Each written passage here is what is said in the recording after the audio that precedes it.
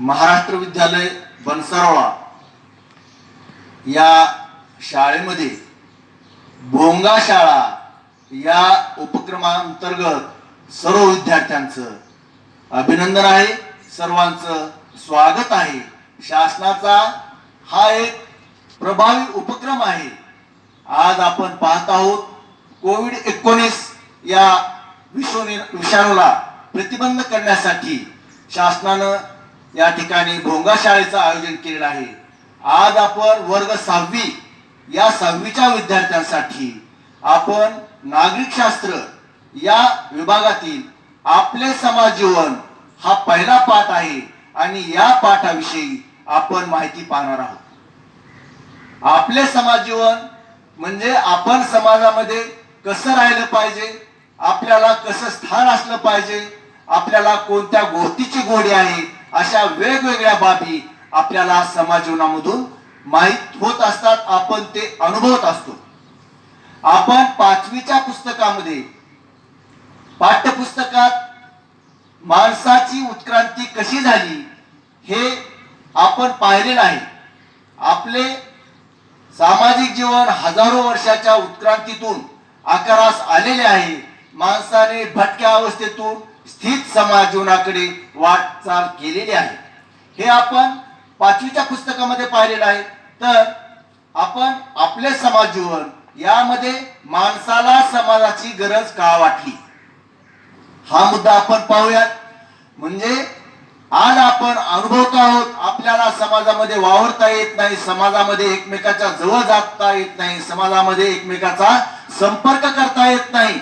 म्हणजे अशाही काही घटनांना आपल्याला सामोरं जावं लागतं, हे आपण या ठिकाणी प्रकर्षाने लक्षात घ्यायचं आहे। मग समाज जीवनाची गरज का वाटली हे आपण पाहूयात।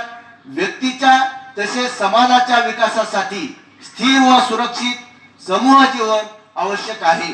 म्हणजे एकट्याला राहून सर्व गोष्टी साध्य करता येत नाहीत, त्यामुळं आपल्याला दुसऱ्याची मदत घेण्याची गरज पडते। म्हणून समाजामध्ये अत्यंत महत्वाचं आपलं स्थान असलं पाहिजे, समाजाची आपल्याला गरज असते।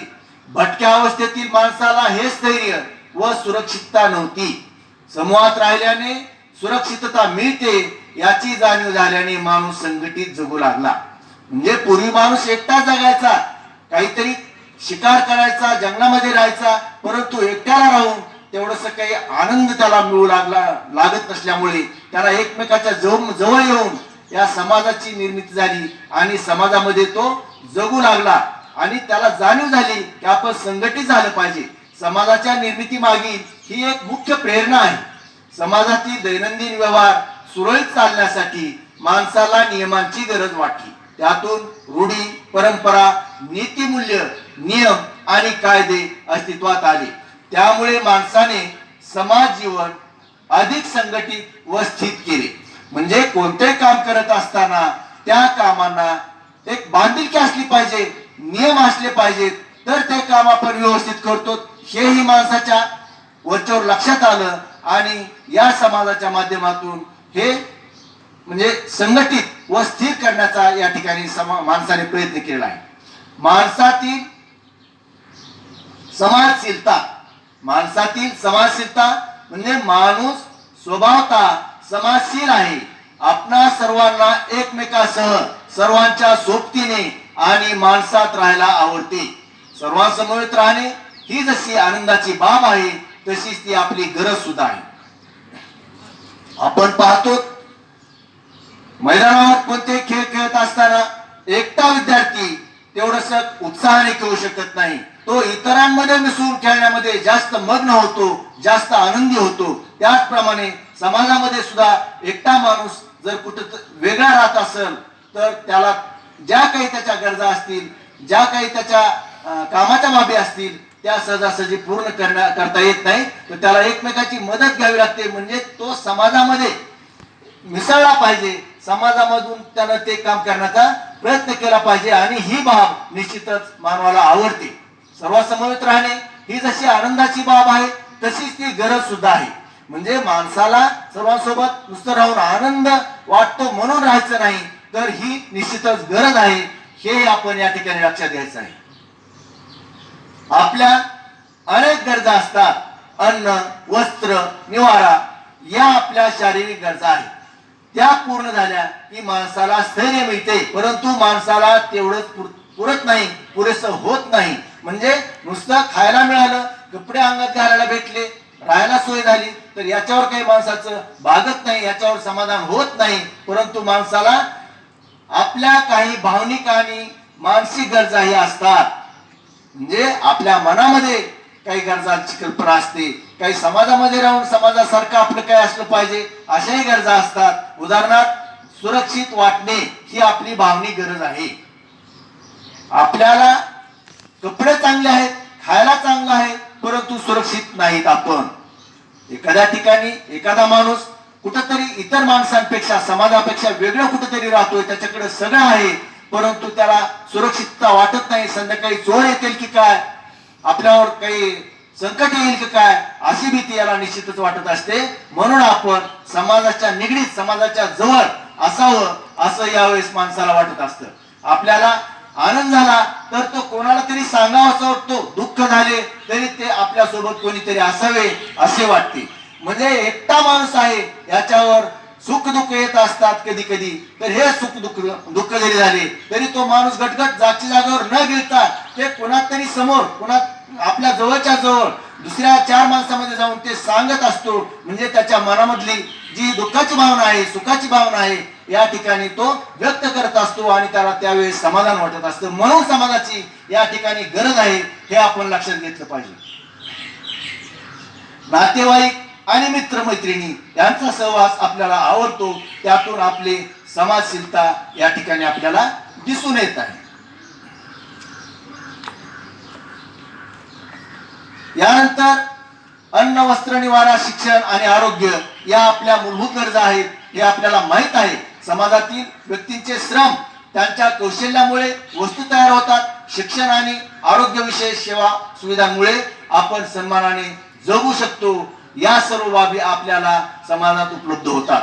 म्हणजे ज्या ज्या गोष्टी महत्वाच्या आहेत या गोष्टी एकट्याला मिळण्यासाठी ज्या अडचणी होतात तर त्या अडचणी न होता समाजामधून आपल्याला या सहजासहजी मिळत असतात. उद्योग व व्यवसायातून आपल्या गरजा पूर्ण होत असतात. उदाहरणार्थ आपल्याला अभ्यासासाठी पुस्तक लागते, पुस्तकासाठी कागद लागतो, त्यामुळे कागद निर्मिती, छपाई आणि पुस्तक बांधणी इत्यादी व्यवसाय उद्योगांचा विकास होतो. अनेक व्यक्ती त्यात वाटा उचलतात. म्हणजे असे जे उद्योगधंदे आहेत हे एका माणसाला करता येत नसतात. यामध्ये म्हणजे खूप माणसांचा, खूप कर्मचाऱ्यांचा त्या ठिकाणी सहभाग असतो. यावरून आपल्याला समाजाची गरज या ठिकाणी लक्षात येत आहे. समाजातील अनेक विविध व्यवसायांमुळे आपल्या गरजा भागतात. त्यातूनच आपल्यातील क्षमता, कौशल्यांचा विकास होतो. समाजात मूलभूत गरजांची पूर्तता होते. सुरक्षितता, कौतुक, प्रशंसा, आधार इत्यादीसाठी आपण सर्व एकमेकांवर अवलंबून असतो. म्हणून आपले समाज जीवन परस्परावलंबी आहे.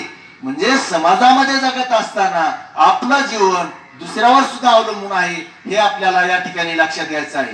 ते पाहूयात परत आणखी की आपल्याकडे काही कौशल्य आहेत, आपल्याकडे काही चांगले गुण आहेत, परंतु ते इतरांमध्ये दाखवले पाहिजेत. त्याची कुठेतरी संकल्पना मांडली पाहिजे, जेणेकरून वेगवेगळ्या उद्योगांमध्ये त्याचा फायदा होऊ शकतो. जसं की आपण अभ्यास करत असताना एखादा समजा चांगल्या खेळामध्ये एखादा ऍक्टिव्ह दाखवत असेल मुलगा, एखाद्याचा अक्षर सुंदर असेल, एखादा चांगल्या पद्धतीनं तो समोर येऊन बोलू शकतो, तर हे कौशल्य जर तुम्ही तुमच्या पुरतं मर्यादित ठेवलं तर ते तेवढं प्रभावीपणे बाहेर येणार नाही. तर ते जर तुम्ही तुमच्या समोरच्या विद्यार्थी मित्रांना सरांसोबत जर ठेवलं, मांडलं, सांगण्याचा प्रयत्न केला तर त्याच्यामध्ये निश्चितच वाढवा होत असतो. हे आपण लक्षात घ्यायचं आहे. म्हणून आपण या ठिकाणी समाज जीवन हे परस्परावलंबी म्हणजे एकमेकावर अवलंबून आहे हेही आपण या ठिकाणी लक्षात घ्यायचं आहे.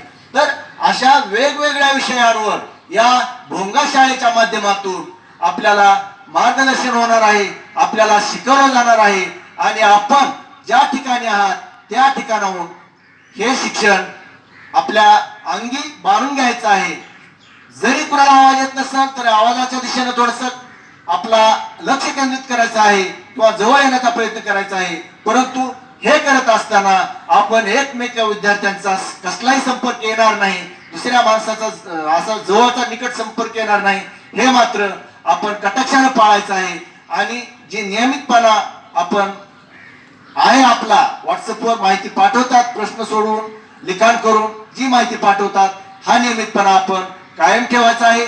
जे विद्यार्थी याकडे आणखीन थोडेसे बाहेर आहेत, या विद्यार्थ्यांनी सुद्धा ऑनलाईनच्या माध्यमातून आपलं हे शिक्षण काम पूर्णपणे चालू ठेवायचं आहे. आणि यानंतर पुढच्या पाठामध्ये आपण माहिती पाहूयात. धन्यवाद.